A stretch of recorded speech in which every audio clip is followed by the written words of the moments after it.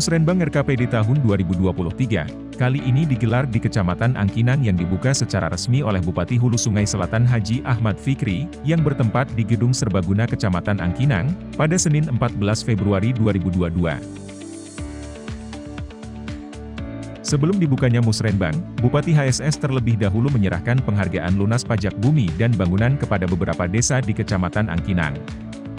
Selain itu, pada kesempatan yang sama, juga diserahkan sertifikat tanah secara simbolis kepada perwakilan masyarakat Kecamatan Angkinang.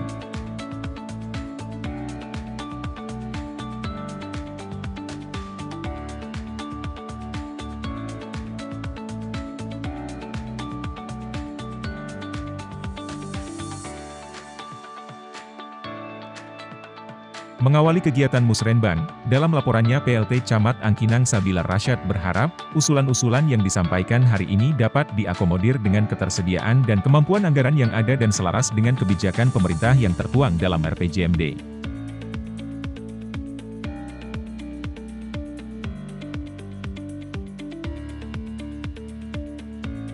Dapat kami laporkan pelaksanaan Musrenbang RKPD tahun 2023 di Kecamatan Angkinang tahun ini tetap menerapkan protokol kesehatan.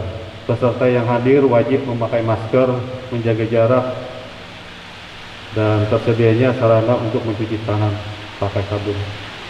Bapak Bupati dan hadirin yang kami hormati, Musrenbang pada hari ini merupakan salah satu tahapan dalam proses perencanaan pembangunan yang bertujuan untuk mengakomodir usulan kegiatan dengan pendekatan dari bawah ke atas.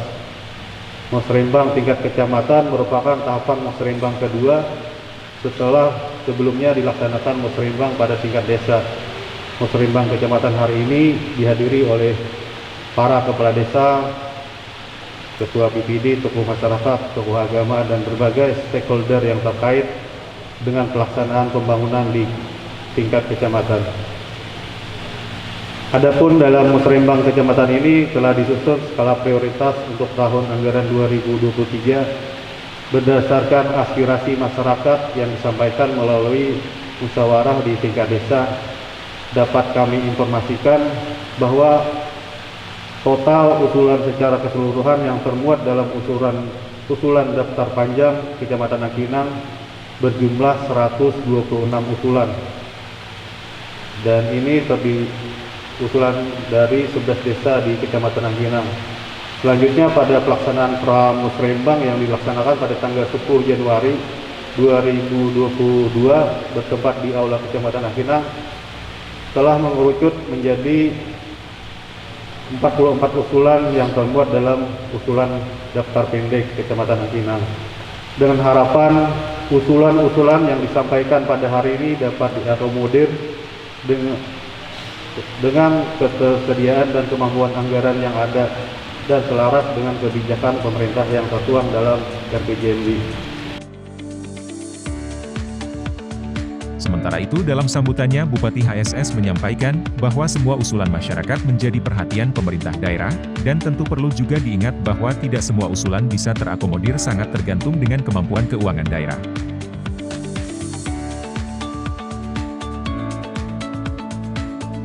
Program perencanaan, mekanisme perencanaan yang tiap tahun kita laksanakan. Kami terima kasih kepada semua kepala desa yang sudah melaksanakan Musrenbang desa, dan kecamatan yang sudah melakukan Musrenbang untuk mencermati usulan desa. Satu usulan yang disampaikan sudah disaring, mana nanti akan dilaksanakan dengan dana desa, mana yang diusulkan dalam dana APBD kabupaten, provinsi, dan nasional. Tentu semua usulan Bapak Ibu menjadi perhatian kita semua, dan tentu juga kami ingin mengingatkan bahwa tidak semua usulan bisa terakomodir, sangat tergantung kemampuan keuangan daerah. Ulun berterima kasih kepada Ketua Ketua Anggota Dewan dan Pemilihan 2 yang selalu terus memperjuangkan aspirasi masyarakat, termasuk Angkinang daerah pemilihan Bapak Ketua Ketua Anggota.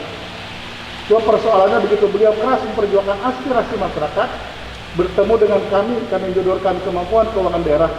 Di sini kadang-kadang kita harus saling mengerti dan memahami.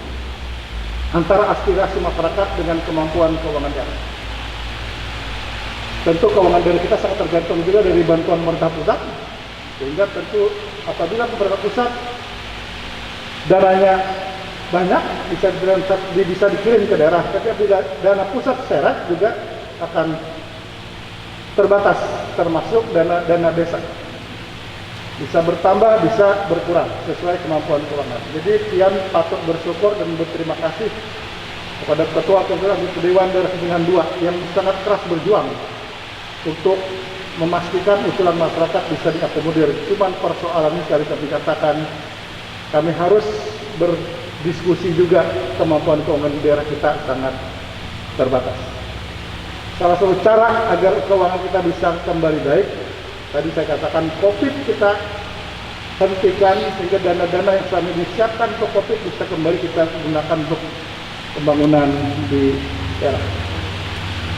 Sekalian yang kami hormati, Kecamatan Angkinang tentu masih ada hal yang perlu kita tingkatkan. Saya sering mengatakan jangan saja usulan itu yang bersifat fisik, meskipun itu penting. Jalan, jembatan, sungai, dan lain-lain itu penting. Cuma ada sesuatu yang juga tidak kalah pentingnya adalah hal-hal yang bersifat non-fisik. Karena di Angkinang masih terdapat angka stunting. Dan 66 jiwa stunting kita. Dan ada juga anak kita yang belum sekolah, baik SD pun SMP. Nah, ini hal yang bersifat non-fisik yang perlu mendapat catatan kita. Di sini juga terdapat penyandang masalah-masalah sosial.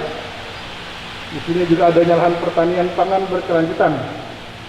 Di Kecamatan Angkinang masih perlu dukungan pemenuhan sarana prasarana sumber daya yang berkualitas, termasuk pengolahan sampah yang menuju desa mandiri sampah yang merupakan perpaduan antara program pemerintah daerah dan program desa. Kita bersyukur desa sekarang rata-rata punya mobil angkutan sampah, sehingga kadang-kadang di depo itu antri untuk mobil sampah. Ke depan sampah tidak saja diangkut, sampah diolah, bisa punya nilai ekonomis. Mungkin nanti dibantu di secara KPLH untuk mengedukasi masyarakat, sampah tidak segera dibuang ke TPS, lanjut ke TPK, tapi diolah, yang bisa diolah menjadi nilai ekonomis. Di Kecamatan Angkinang juga masih terdapat desa yang statusnya berkembang dan kita dorong untuk desa maju. Terus sekalian yang kami hormati, kami sangat berharap musrenbang hari ini bisa ada kesepakatan yang dibawa ke musrenbang tingkat kabupaten. Dan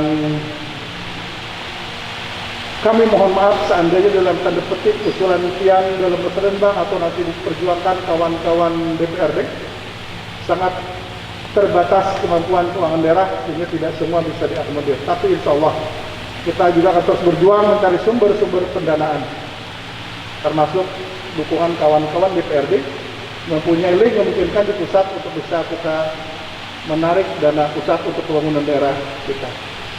Dan kami sampaikan juga musrenbang yang kita laksanakan hari ini adalah musrenbang untuk menyusun anggaran tahun 2023, di mana tahun 2023 adalah tahun terakhir pembangunan masa periode kami, saya dan Wabuk, karena masa jabatan kami akan berakhir tanggal 19 September 2023.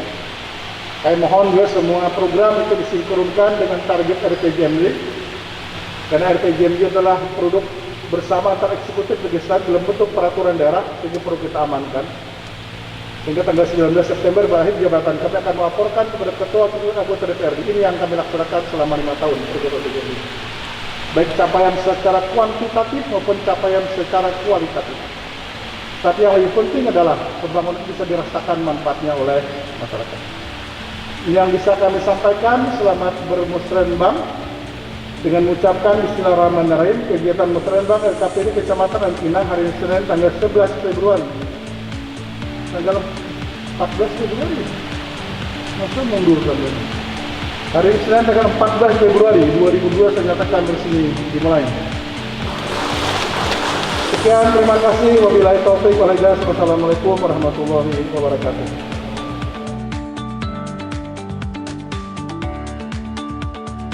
Tim Liputan HSS TV melaporkan.